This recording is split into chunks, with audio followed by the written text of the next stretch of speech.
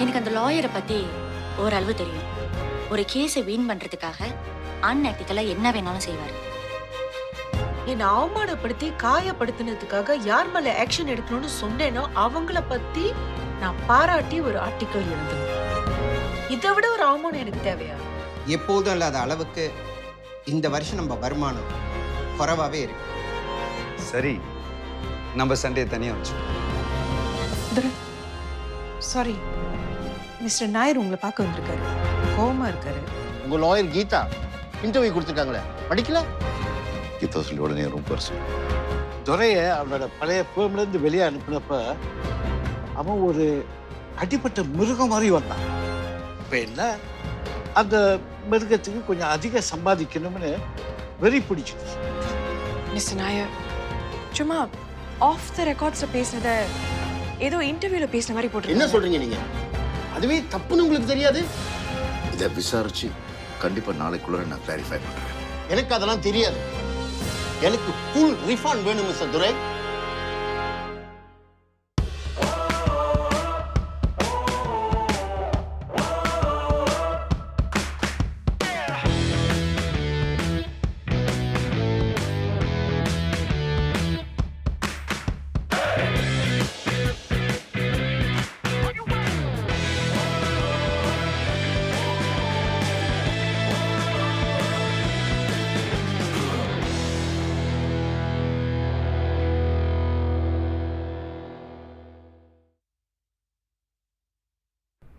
ராஜா, ஒரு விஷயம் சொல்ல மறந்துட்டேன். சொல்லுங்க. எனக்கு தெரிஞ்ச ஒரு லாயர் மிடில் ஈஸ்ட்லேருந்து இங்கே வந்துட்டாரு. இங்கே உள்ள அவர் ஃப்ரெண்ட்ஸ் மூலியமா நான் பல லா ஃபார்மில் அக்கௌண்டனாக இருக்கிறது தெரிஞ்சிருக்கு. எனக்கு கால் பண்ணி இங்கே உள்ள லோக்கல் லா ஃபார்மில் பார்ட்னர் ஆக வாய்ப்பு இருக்கான்னு கேட்டார். அதுக்கு அவர் மூலியமா நிறைய பிஸ்னஸ் வரதுக்கு வாய்ப்பு இருக்கு. நிறைய இன்டர்நேஷனல் கிளைண்ட்ஸ் உள்ளவர். அவருக்கு தேவை வேலை செய்ய லாயர்ஸ். நம்ம ஃபர்முக்கு வந்தாருன்னா நிறைய ஃபண்ட்ஸ் கொண்டு வரதுக்கு வாய்ப்பு இருக்கு. அவரை பார்த்து பேசுறீங்களா? இன்னொரு பார்ட்னர் ஃபண்ட்ஸோட உள்ள வந்தார். இங்க நம்ம துறையோட ஆதிக்கத்தை கொஞ்சம் குறைக்கலாம். அவரும் நிறைய கிளைண்ட்ஸ் கொண்டு வர வாய்ப்பு இருக்கு. உன்னுடைய லாயர்ஸும் திறமையானவங்க. நீ என்ன சொல்ற?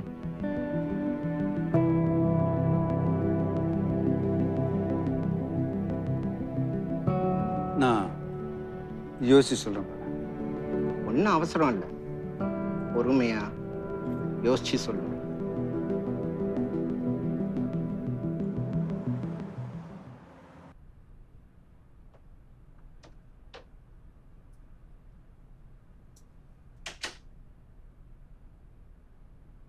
ஒரே நேரத்துல எனக்கு மட்டும் இல்ல, இந்த ஃபர்ம், உங்க ப்ரொஃபஷன் எல்லாத்துக்கும் துரோகம் பண்ணிருக்கீங்க. சார் இல்ல சார், இது இவ்வளவு தூரம் போக நான் எதிர்பார்க்கவே எதிர்பார்த்திருக்கணும் கீதா. எதிர்பார்த்திருக்கணும். இந்த ஜேர்னலிஸ்ட் இன்டர்வியூ வாய்ப்பை ஏன் உங்ககிட்ட கொடுத்து சொன்னேன்? ஏன்னா பல வருஷமா நம்ம ஃபர்முக்காக மீடியா இன்டர்வியூ நீங்க தான் கொடுத்துக்கிட்டு இருக்கீங்க. ஆனா எல்லாத்தையும் ரொம்ப நல்லா திறமையா செஞ்சீங்க. அந்த ஒரு நம்பிக்கையில தான் இதை உங்ககிட்ட கொடுக்க சொன்னேன். ஆனா நீங்க எங்க எல்லாரையும் ஏமாத்திட்டீங்க. இப்ப பாருங்க, கவனக்குறைவா நீங்க கொடுத்த கமெண்ட்ஸ்னால நம்ம ஃபர்முடைய பேர் கெட்டு போயிடுச்சு. செய்யாத வேலைக்கு பில் பண்ணிருக்காங்கன்ற கெட்ட பேர். இது வெளியே தெரிய வந்துச்சுன்னா இதுக்கப்புறம் யாரும் உங்களை ஹையர் பண்ணுவா? யோசிச்சு பார்க்க மாட்டீங்களா கீதா? யோசிக்க மாட்டீங்க? ப்ளீஸ் சார், என்ன மன்னிச்சிருங்க. நான் திரும்ப திரும்ப சொல்றேன், நான் அந்த காமெண்ட்ஸை முறையா அந்த இன்டர்வியூல கொடுக்கல சார். அந்த ஜேர்னலிஸ்ட் கூட வேற ஒரு நாள் டின்னருக்கு போகும்போது அப்ப ஏதோ பேச்சு வாக்குல சொன்னதுதான். அது எப்படி என்ன இப்படி கோட் பண்ணி எழுதியிருக்காங்கன்னு எனக்கு தெரியல சார்.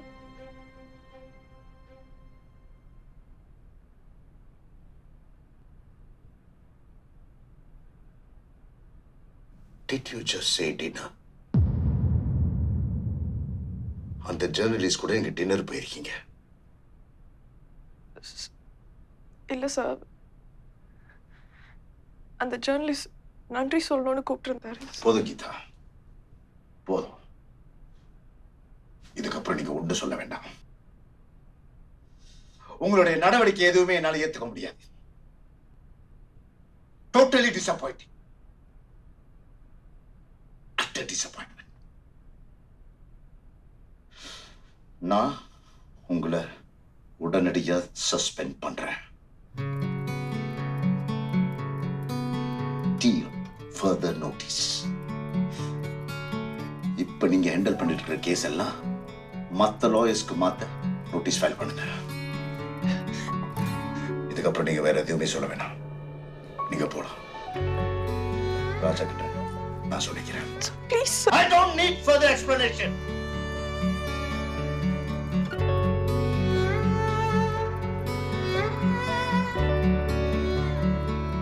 இதுக்கப்புறம் உங்களை இங்க பார்க்க எனக்கு விருப்பம் இல்லை.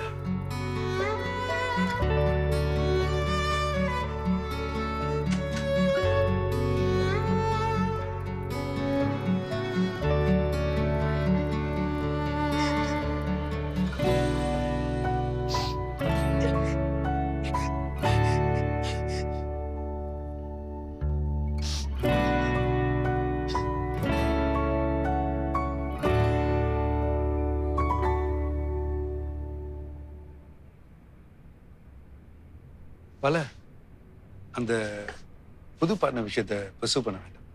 அதை பற்றி யோசிக்க ஆரம்பிச்சாலே வேண்டாம் தான் தோணுது. ஏன் ராஜா? நல்ல வாய்ப்பு, ஃபண்ட்ஸ். இத்தனை வருஷமா நண்பனா பழகின துறையே என்னால் படிச்சுக்க முடியல. ஏற்கனவே எங்கள் 2 பேருக்கு இடையில இந்த ஃபேர்மை நடத்துறதுல நிறைய கருத்து வேறுபாடு.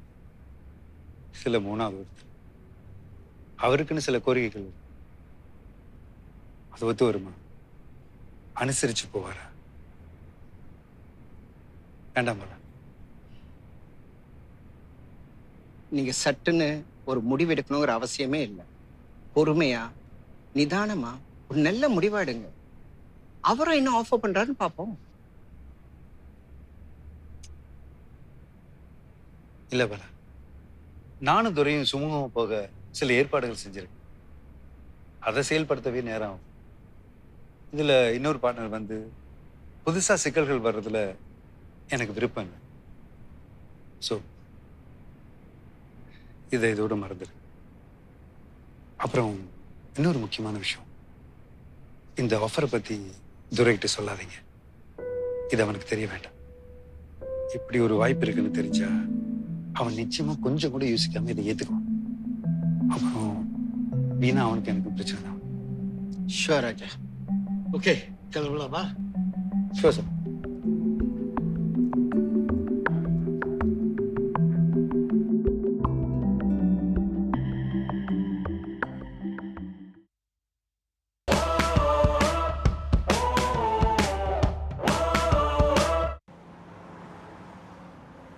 புதன்கிழமை நம்ம பிளான் பண்ணபடியே அவங்கள பேசுறதுக்கு நம்ம ஃபர்முக்கு வர சொல்லியிருக்கேன். அவங்களும் வரதா ஒத்துக்கிட்டாங்க. நான் அனுப்பினது எல்லாமே பார்த்தீங்களா? என் மேலே ஏதாவது தப்பு இருக்கா? இது எவ்வளோ தூரம் போகும்? கோர்ட்டுக்கு போகுமா? நீங்க அனுப்பின டாக்குமெண்ட்ஸ்லாம் வச்சு பார்க்கும்போது உங்க மேல எந்த தப்பும் இல்லை. நீங்க அந்த சவுண்ட் ட்ராக்கை அமெண்ட் பண்ண போறீங்கன்னு அவங்கள்ட்ட தெளிவா அனுமதி கேட்டிருக்கீங்க. அவங்களும் செப்பரேட் ட்ராக்ஸோட அந்த பாட்டோட சாஃப்ட் காப்பியை உங்களுக்கு அனுப்பியிருக்காங்க. எஸ்எம்எஸ்ல பேசினதும் ஒரு வகையான அக்ரிமெண்ட் தான். அந்த சவுண்ட் ட்ராக்கை நீங்க அமெண்ட் பண்ண போறீங்கன்னு தெரிஞ்சுதான் உங்களுக்கு அந்த பாட்டை அனுப்பியிருக்காங்க. அப்போ எப்படி உங்க மேல தப்பு சொல்ல முடியும்? இதெல்லாம் அவங்கள்ட்ட எடுத்து சொல்லுவோம்.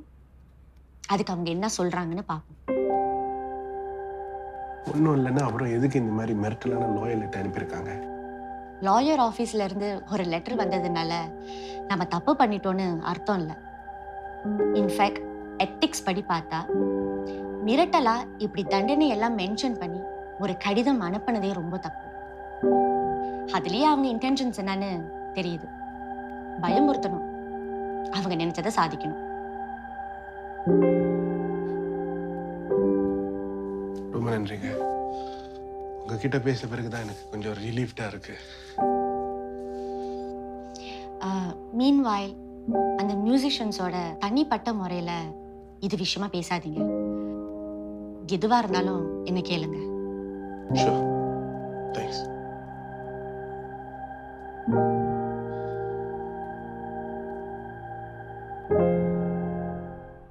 துரை, சார், எனக்கு ஒரு அசிஸ்டன்ட் லாயர் வேணும்னு கேட்டேனே, என்னாச்சு? நான் ஒரு ஆள் எல்லா வேலையும் செய்யறதுனால ராத்திரி கிளம்புறதுக்கு ரொம்ப லேட் ஆயிடுது. துரை, வயசாயிடுச்சு, முன்ன மாதிரி முடியல. கம்ப்யூட்டர்ல ஃபைல் பண்ண வேண்டியிருக்கு. பழைய ஃபைல்ஸ், டாக்குமெண்ட்ஸ், நிறைய ஸ்கேனிங் வேற.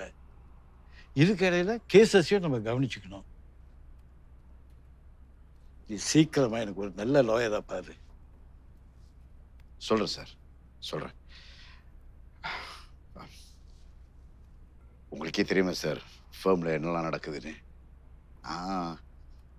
இங்கே நடந்துகிட்டு இருக்கிற பாலிட்டிக்ஸ் பிரச்சனை இதெல்லாம் ஹேண்டில் பண்ணுறதுக்கே எனக்கு வேலை சரியாக இருக்குது sir. I'm so sorry sir. நீங்கள் சொன்னதை பற்றி நான் டோட்டலி மறந்துட்டேன். கூடிய சீக்கிரம் I'll get your lawyer sir. சரி சரி, அதெல்லாம் இருக்கட்டும். துரை, இங்கே என்ன பிரச்சனை? எல்லாம் சரியா தானே போயிட்டு இருக்கு. எங்கே சார்? இங்கே 1000 பிரச்சனை இருக்குது சார். இப்போதான் ஒரு டென்ஷனான மீட்டிங் முடிச்சுட்டு வந்துட்டு இருக்கேன்.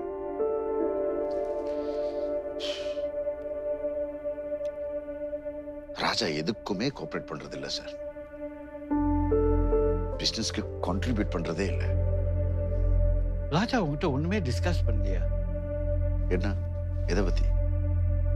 அதான் அந்த அந்த அந்த புது பார்ட்னர் விஷயமா. புது பார்ட்னரா? ஆமா, லஞ்சுக்கு போயிருந்தோமா இல்லையா? நம்ம அக்கௌண்டன்ட் பாலா ராஜா கிட்ட யாரோ ஒரு லாயர் பார்ட்னர்ஷிப் தேடிக்கிட்டு இருக்கிறதா சொன்னாராம். அவர்கிட்ட நிறைய வெளியூர் கிளைண்ட்ஸ்லாம் இருக்காங்களாம். கொஞ்ச நாள் மிடில் ஈஸ்டில் வேலை செஞ்சுருக்காரு போட்டிருக்கு. இன்வெஸ்ட் பண்ணவும் ரெடியாக இருக்காரா. நல்ல வாய்ப்புன்னு சொன்னார். ஓ, அப்படியா? எஸ். ஓகே. இல்லை சார், நான் இன்னும் அதுக்கப்புறம் ராஜாவை இன்னும் மீட் பண்ணவே இல்லை. மீட் பண்ணும்போது கண்டிப்பாக சொல்லலாம் சார். I'm sure. பார்க்கலாம். என் விஷயம் மறந்துடாது. ஷூர், கண்டிப்பாக சார். கூடிய சீக்கிரம். I quote a client meet பண்ணோம். நான் உங்களை அப்புறம் பார்க்குறேன் சார். சரி.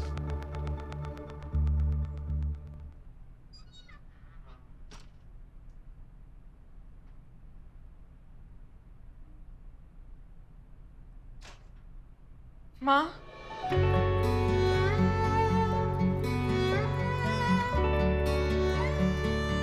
மா,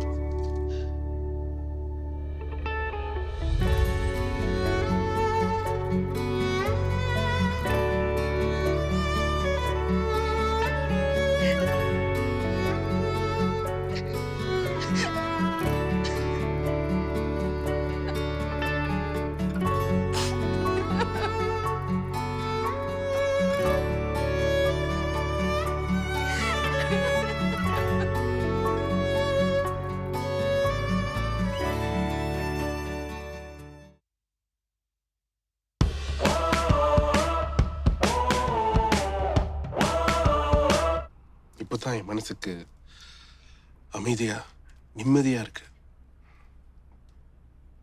உன் கலீக் ஷாலினி ரொம்ப தெளிவா எல்லாத்தையும் சிம்பிளா சொல்றாங்க. உன்கிட்ட காட்டின ஆதாரங்களை தான் அவங்க கிட்டயும் காட்டினேன். அவங்க எப்படி தெளிவா சொல்லிட்டாங்க என் பக்கமும் நியாயம் இருக்குன்னு. அதையும் உன்னால பார்க்க முடியல. நீ ஏன் மேல தப்பு சொன்ன, என்னால நம்ம குடும்பத்துக்கு அவமானம் வேற சொன்ன. என்ன பாக்குறதுக்கு என்ன பாட்டு திருற மாதிரி இருக்கா? She was so clear.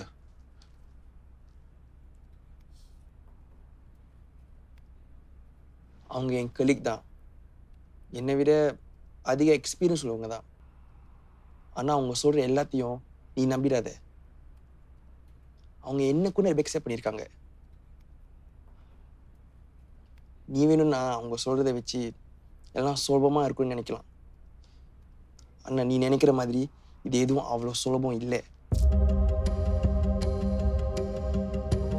அவங்க இன்னைக்கு பேசுறதெல்லாம் நான் நம்ப போறதில்ல. என் முழு கவனமும் இதில் இருக்க போகுது. I am not letting my guard down. We are family. அதை மறந்துடாத.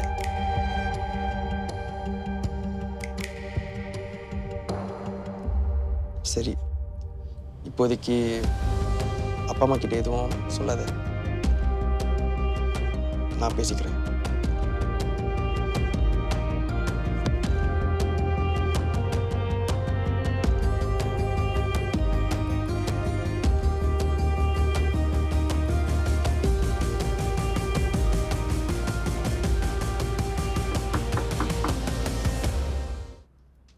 ராஜா,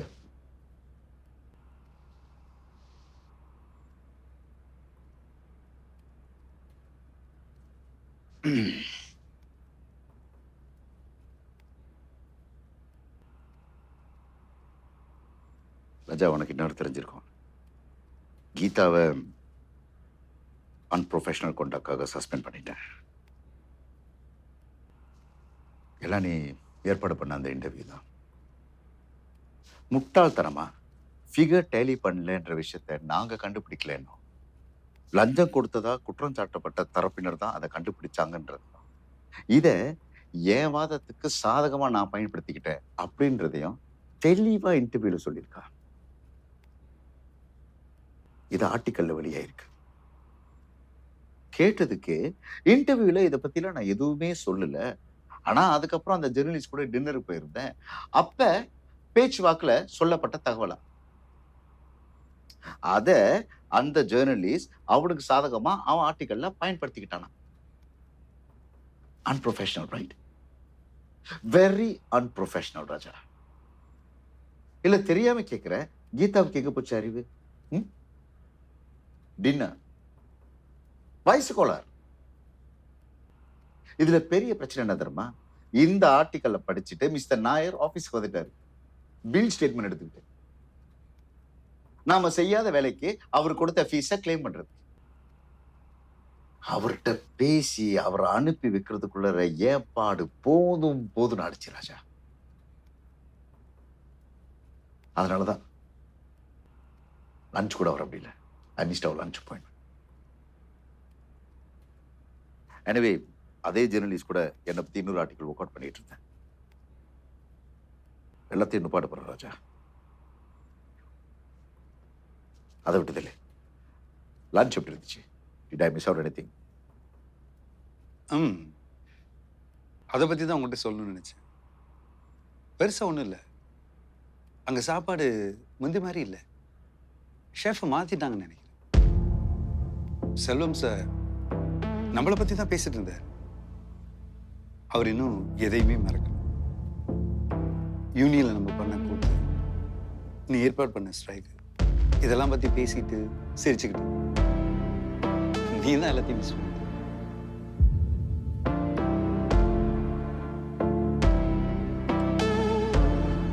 I guess so.